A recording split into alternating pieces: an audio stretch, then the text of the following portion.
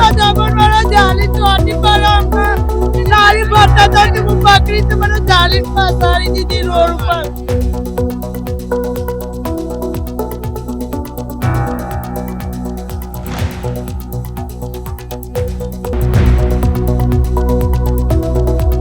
અમને નોકરી નહીં, અમને ધંધો નહીં, નોકરી ધંધો કરવાના છે.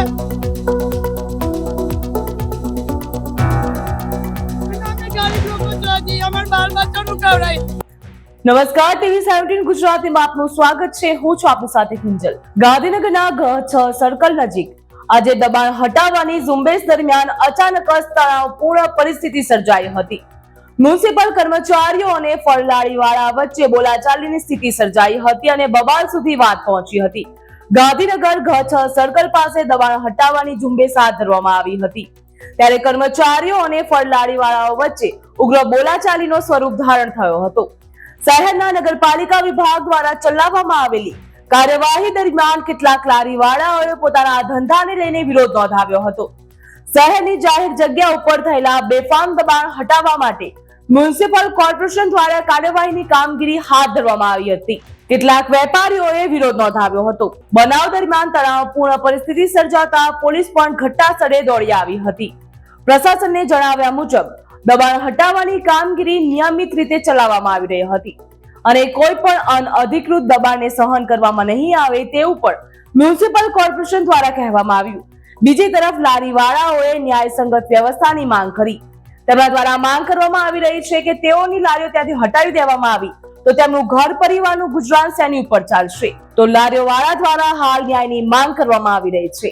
સાહેબ, દમણ વાળા જાલી ચોટી પર અને અમને મારી ગરીબ લોકોને અમારા છોકરા બાલ બચ્ચા નું ખવડાવીએ અને રોજ આવીને ધમકી અને મૂકો લારી ભરતા હતા કે હું પકડી તો મને જાલીને ફસાડી દીધી રોડ ઉપર.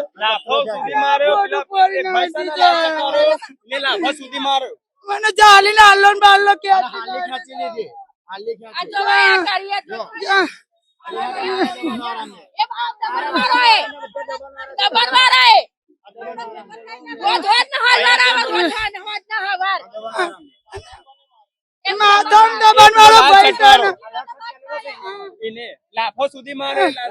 જાલીન ચોટી પર મને ફસાડી હોય ગાડી જો લારું બારું ઊંધું કરી નાખી. અને અમે નોકરી નહીં, અમને ધંધો નહીં, નોકરી ધંધો કરવાના છે. તો અમારા છોકરા ચોરા પજે લાગીને કાઢીએ અમે.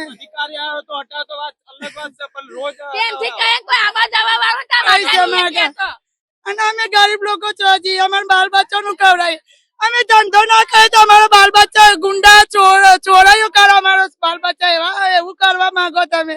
અમારા બાલ બચ્ચા નું ખવડાવીએ અમે ધંધો મહેનત ના કરીએ તો અમારા બાલ બચ્ચા નું પૂરું ચોય કરીએ અમે. અને જાલી ચોટી પર બધું ઊંધું કરી નાખ્યું દમણ વાળા અને લારી તોડી નાખી બધી ભાઈ નાખી જો અમારી લારી.